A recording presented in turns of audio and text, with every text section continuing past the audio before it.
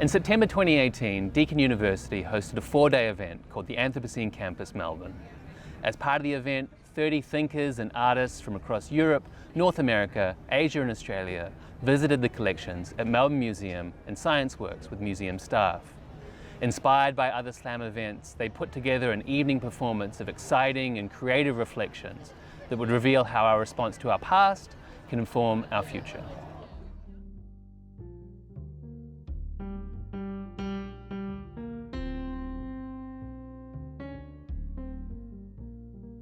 Human beings have become actual physical and geological forces of nature. We can change the Earth so much that we leave permanent markers on it. Going back to the Anthropocene, the Earth system scientists predict that if we don't actually take radical action to alter the way that we're interacting with the planet, we will shift the Earth into what they call a hothouse planet. So this window of time buried there in the coal of a hot rainforest period of time actually is like a temporal analogue. It's like a window as to what the future might hold. So it's looking to the past, to the future. And of course the irony is that it's in the coal, and it's the very burning of that coal, the excavating of that coal, the finding of the leaves that actually is tipping it. So to me there's a huge kind of irony in that story of excavating the coal to find the leaves that bode the future that we're creating. We started with a tour through the marine invertebrate collection, and there we saw these jars of mollusks, starfish, sea spiders, all these various things. And many of these specimens were collected over 150 years ago, which relates to this particular colonial period of human ownership over nature and cataloging that really sort of describes the relationship of how the Anthropocene came to be. Another thing that really stood out was the bowerbird. So the bowerbird is this bird that collects bright blue objects and places them in its bower in order to attract a mate. Many of the objects that it uses now are plastics. So in this sense, the bowerbird is actually using plastics to facilitate its reproduction. This is very different from the small pieces of plastics that we saw that came from seabirds, in which the relationship is actually quite a harmful one that prevents it from eating and ingesting its other food that it needs to survive.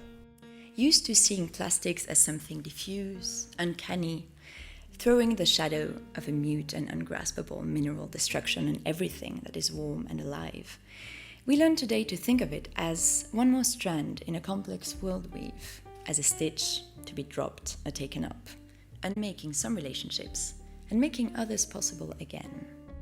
We were shown lots of different kind of bird eggs, which exist in these incredibly intricate 19th century cabinets and drawers and chambers, so that was fascinating. I didn't realise it was such a hobby, or that these kind of objects that are now housed in museums were for many people it was a hobby collection, but they've become important sources of knowledge.